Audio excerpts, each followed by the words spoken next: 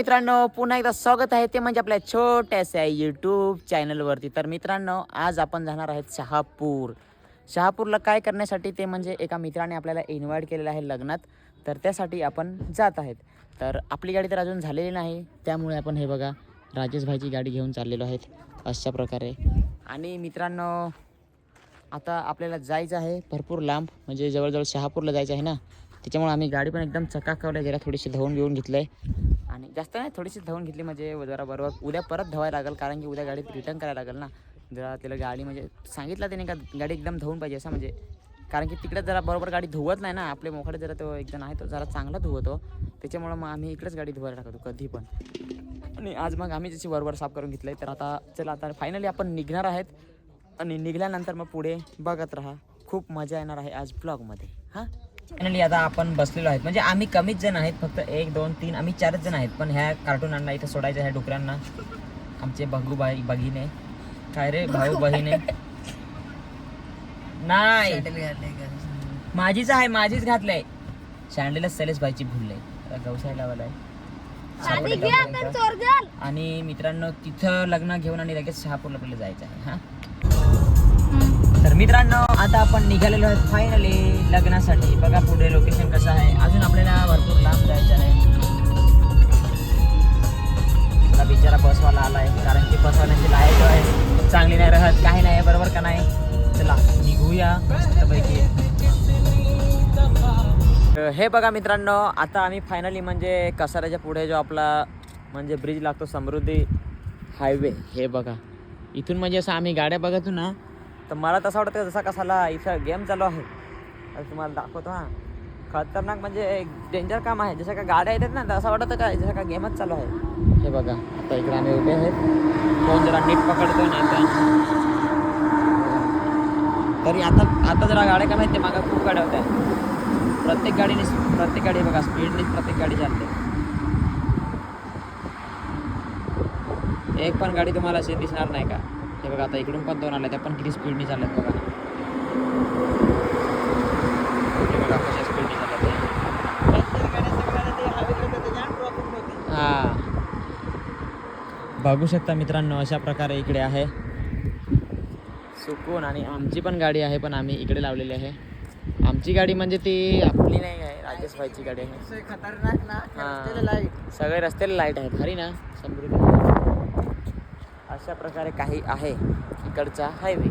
तर चला आता आपण निघूया जिथं आपल्याला जायचं होतं तिथे. हां चला तो पाया है तो जैसे खोया.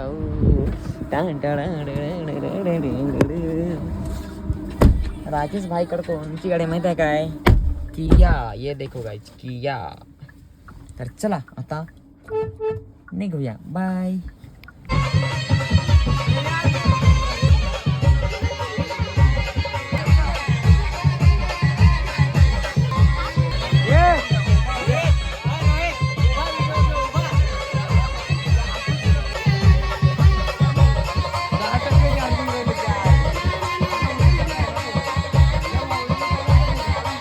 आज आम्ही आलेलो आहे सुरज भाईच्या लग्नात.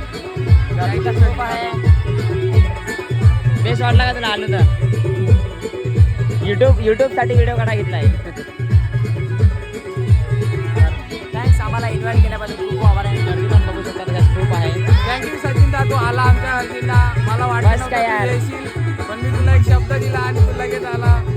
अरे तुम्ही आमच्या इथे यायला आम्हाला पण यायला लागला ना यार. थँक्यू. आणि सचिन दाला कायम सपोर्ट करत राहा. थँक्स. आणि शैलेश दाला पण एकदम भारी माणूस आहे. तुम्ही तर त्याला ओळखता. सध्या गाण्याचा आवाज आहे, तुम्हाला आवाज येत नसेल. चला पब्लिक